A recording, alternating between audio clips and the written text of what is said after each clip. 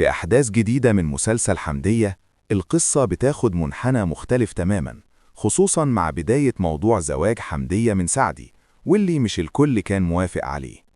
في البداية بنشوف كلام كتير حوالين البنات وتربيتهم، وإن مهما الأهل تعبوا وربوا بناتهم كويس، في الآخر الموضوع كله بيبقى نصيب وحظ. الكلام ده بيحصل وسط قلق واضح على حمدية ومستقبلها. حمدية كانت رافضة فكرة الجواز من الأساس، وبتقول بشكل صريح إنها مش مرتاحة لسعدي، وحاسة إنه شخص غريب عنها ومش قادرة تتقبله. لكن في المقابل أبو محمد كان شايف إن ده حل مناسب ليها، خصوصاً إنها لوحدها ومعاها بنت، ومحتاجة راجل يكون سند ليها ويحميها.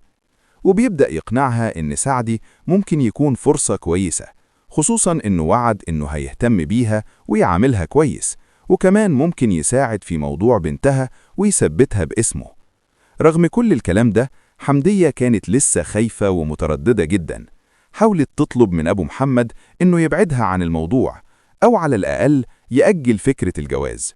لكن أبو محمد كان مصمم، وبدأ يوضح لها إن الحياة مش هتمشي من غير جواز، وإنها مش هتفضل طول عمرها لوحدها، خصوصا مع بنتها اللي هتكبر وتحتاج استقرار. كمان بدأ يطمنها إنهم مش هيسيبوها لوحدها، وإنهم هيفضلوا جنبها حتى بعد الجواز، وهيكونوا سند ليها لو حصل أي حاجة.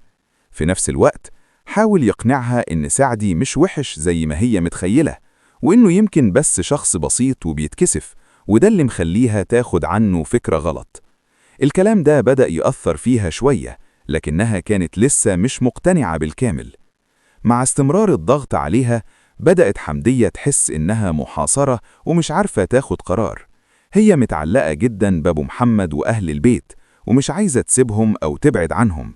كانت بتقول إنها اتعودت عليهم ومش قادرة تعيش بعيد عنهم، لكن في نفس الوقت كل اللي حواليها بيأكدوا لها إنهم مش هيسيبوها، وإن الجواز مش معناه إنها هتخسرهم. أبو محمد حاول يطمنها أكتر، وقال لها إنه هيوصي سعدي عليها، وهيفضل متابعها بنفسه وكأنها بنته بالظبط. وفي الآخر بدأت حمدية تميل لفكرة القبول، مش عن اقتناع كامل، لكن بسبب الظروف اللي حواليها. وبالفعل الأمور بدأت تمشي ناحية الجواز، واتفقوا على المهر وابتدوا يجهزوا للخطوة دي بشكل رسمي. الناس اللي حواليهم كانوا شايفين إن ده قرار صح، وإنه هيأمن مستقبل حمدية وبنتها، خصوصاً في ظل الظروف الصعبة. لكن رغم كل ده، حمدية من جواها كانت لسه قلقانة ومش مرتاحة بالكامل. وفي وسط التحضيرات بدأ يظهر اهتمام سعدي بيها بشكل واضح، وكان بيحاول يقرب منها ويطمنها، لكنه ما كانش عارف يوصل لها إحساس الأمان اللي هي محتاجاه. ومع قرب تنفيذ الجواز بدأ يظهر شخص تاني فجأة ويحاول يمنع الموضوع. الشخص ده ظهر وهو بيطلب من حمدية إنها ما تتجوزش، وبيتكلم معاها بنوع من التوسل، كأنه مش عايزها تمشي في الطريق ده. لكن في نفس الوقت حمدية كانت خلاص دخلت في الموضوع رسمي، والمهر اتدفع وبقت قدام أمر واقع. اللي حواليها كانوا شايفين إن خلاص ما ينفعش تتراجع، وإن كل حاجة بقت واضحة. الموقف هنا كان صعب جدا، بين قلبها اللي مش مطمن وبين الواقع اللي بيجبرها تكمل.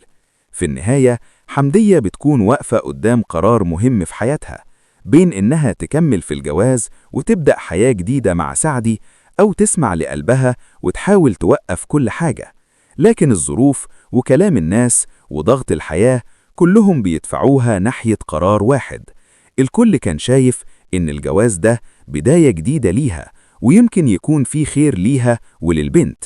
لكن السؤال اللي بيبقى معلق، هل فعلا القرار ده هيكون بداية سعادة لحمدية، ولا هيكون بداية مشاكل جديدة؟ وده اللي هنعرفه في الأحداث الجاية من مسلسل حمدية.